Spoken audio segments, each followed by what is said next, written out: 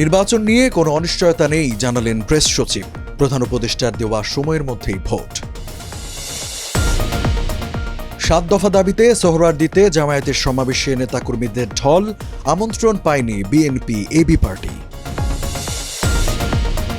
প্রয়োজনে গোপালগঞ্জে মরদেহ উত্তোলন করে ময়নাতদন্ত জানালেন স্বরাষ্ট্র উপদেষ্টা। পুলিশের 3 মামলায় আসামি 2300। শৃঙ্খলা মেনে চললে লাভবান হবে দেশ, মন্তব্য সেনাপ্রধানের। জাতিকে এগিয়ে নিতে মানবিক মূল্যবোধের ওপর গুরুত্ব আরোপ। এবং যুক্তরাষ্ট্র ভ্রমণকারীদের জন্য $250 নতুন ভিসা ইন্টিগ্রিটি ফি চালু, নেই মৌকুফের সুযোগ।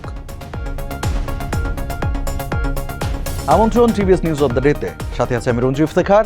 এতক্ষণ দেখছিলেন সংবাদ শিরোনাম, এবারে জানাবো বিস্তারিত। নির্বাচন নিয়ে কোনো অনিশ্চয়তা নেই বলে জানিয়েছেন অন্তর্বর্তী সরকারের প্রধান উপদেষ্টার প্রেস সচিব শফিকুল আলম।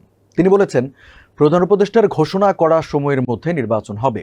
নির্বাচনের জন্য যে পরিবেশ সেটি ঠিক করা হবে এবং সবার জন্য লেভেল প্লেয়িং ফিল্ড থাকবে। অতীতের যে কোনো নির্বাচনের তুলনায় ভালো নির্বাচন হবে। শনিবার 19 জুলাই কুমিল্লা বার্ডের ময়নামতি অডিটোরিয়ামে কুমিল্লা বিশ্ববিদ্যালয়ে আয়োজিত এক আন্তর্জাতিক ইভেন্টে অংশগ্রহণ শেষে সাংবাদিকদের এসব কথা বলেন তিনি। সংখ্যানুপাতিক প্রতিনিধিত্ব বা পিআর পদ্ধতিতে সংসদ নির্বাচন নিয়ে সাংবাদিকদের করা প্রশ্নের জবাবে শফিকুল আলম বলেন, বিষয়টি নিয়ে সকল রাজনৈতিক দল ও কমিশনগুলো কথা বলছে এবং সবাই খুব আন্তরিকতার সঙ্গে বিষয়টি আলোচনা করছেন। গোপালগঞ্জে এনসিপির পদযাত্রা ঘিরে হামলা ও সংঘর্ষের ঘটনা নিয়ে শফিকুল আলম বলেন, যারা যারা সেদিন আইন নিজের হাতে তুলে নিয়েছে, আমরা সবাইকে আইনের আওতায় আনার চেষ্টা করছি, গ্রেপ্তারও হচ্ছে। 7 দফা দাবিতে রাজধানীর ঐতিহাসিক সোহরাওয়ার্দী উদ্যানে 19 জুলাই শনিবারে জামায়াতের জাতীয় সমাবেশে নামে নেতাকর্মীদের ঢল। সমাবেশ শুরুর 6 ঘন্টা আগেই নেতাকর্মী ও সমর্থকদের উপস্থিতিতে কানায় কানায় পরিপূর্ণ হয়ে যায় সোহরাওয়ার্দী উদ্যান। এছাড়া উদ্যানের বাইরেও অবস্থান করেন হাজার হাজার নেতাকর্মী। দেশের বিভিন্ন জেলা থেকে বাস, ট্রেন ও লঞ্চে করে আসা নেতাকর্মীরা রাজধানীতে এসে মিছিল সহকারে সমাবেশ স্থলে প্রবেশ করেন। নেতাকর্মীদের অনেকের হাতে তাদের দলীয় প্রতীক দাড়িপাল্লা শোভা পেয়েছে। দাড়িপাল্লা ও দলীয় মনোগ্রাম সম্বলিত টি-শার্ট, পাঞ্জাবি পরে আসেন বহু নেতাকর্মী।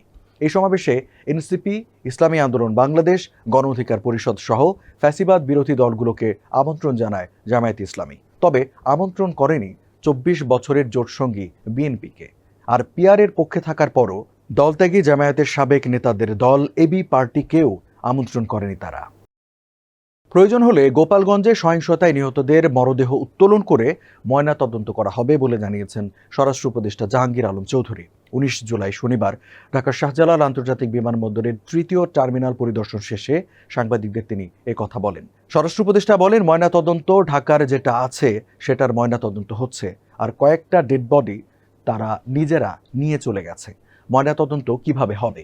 ওইগুলোর যদি দরকার হয় ময়নাতদন্ত হবে, প্রয়োজনে উত্তোলন করেও ময়নাতদন্ত করা যায়।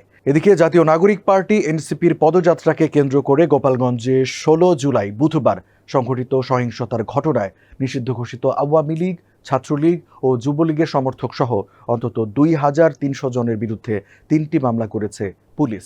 এ পর্যন্ত গ্রেপ্তার করা হয়েছে অন্তত 164 জনকে। সেনাবাহিনী প্রধান জেনারেল ওয়াকারুজ্জামান বলেছেন, আপনারা যদি ভালো মানুষ না হন তাহলে কখনোই দেশ ও জাতির কোনো উন্নয়ন সম্ভব নয়। 19 জুলাই শনিবার মিরপুর সেনানিবাসে military institute of science and technology MIST-তে mechanical engineering and applied science বিষয়ক 3য় আন্তর্জাতিক সম্মেলনের সমাপ্তি অনুষ্ঠানে প্রধান অতিথির বক্তব্যে এসব কথা বলেন তিনি। ওয়াকারুজ্জামান বলেন, এজন্য প্রথম যে জিনিসটা হতে হবে আমাদেরকে ভালো মানুষ। এ সময় 5টি ক্যাটাগরিতে 5 জনকে পুরস্কার দেন তিনি। 3 দিনব্যাপী এই সম্মেলনে কৃত্রিম বুদ্ধিমত্তা, নবায়নযোগ্য শক্তি, উৎপাদন কৌশল, তাপ প্রকৌশল ও মহাকাশ গবেষণা সহ নানা বিষয়ে আলোচনা হয়। এতে যুক্তরাষ্ট্র, যুক্তরাজ্য, কানাডা, চীন, জাপান ও বাংলাদেশ সহ বিভিন্ন দেশের খ্যাতনামা গবেষক ও পেশাজীবীরা অংশ নেন। যুক্তরাষ্ট্রে ভ্রমণে গেলে এখন থেকে নতুন একটি ফি দিতে হবে। এর নাম ভিসা ইন্টিগ্রিটি ফি। ডোনাল্ড ট্রাম্প প্রশাসনের সদ্য পাশ হওয়া one big beautiful bill act অনুযায়ী এই ফি চালু হয়েছে। এই ফি দিতে হবে সকল নন ইমিগ্রেন্ট ভিসাধারীদের, অর্থাৎ যারা স্থায়ীভাবে নয় বরং সাময়িকভাবে, যেমন ঘুরতে, পড়তে বা কাজ করতে যুক্তরাষ্ট্রে যাচ্ছেন। এই ফি মওকুফের কোনো সুযোগ নেই। তবে নির্দিষ্ট শর্ত পূরণ করলে এই অর্থ ফেরতও পাওয়া যেতে পারে বলে উল্লেখ করা হয়েছে। চলতি অর্থবছরের 1 অক্টোবর 2024 থেকে 30 সেপ্টেম্বর 2025 পর্যন্ত এই ফি হবে অন্তত $250। তবে সেক্রেটারি অফ হোমল্যান্ড সিকিউরিটি চাইলে এই ফি আরও বাড়াতে পারবেন। ভবিষ্যতে এটি মূল্যস্ফীতির সঙ্গে মিলিয়ে বাড়ানো হবে। এই ফি দিতে হবে ভিসা ইস্যু হওয়ার সময়, অর্থাৎ যাদের ভিসা আবেদন প্রত্যাখ্যান হবে তাদের এই ফি দিতে হবে না। এটির ফি অ্যাডিশনাল বা অতিরিক্ত, তাই আগের যেসব ভিসা ফি ছিল তার সঙ্গে এই ফিও যুক্ত হবে। দর্শক, এই ছিল আজকে টিভিএস নিউজ অব দ্য ডেতে। এতক্ষণ সাথে থাকার জন্য ধন্যবাদ সবাইকে।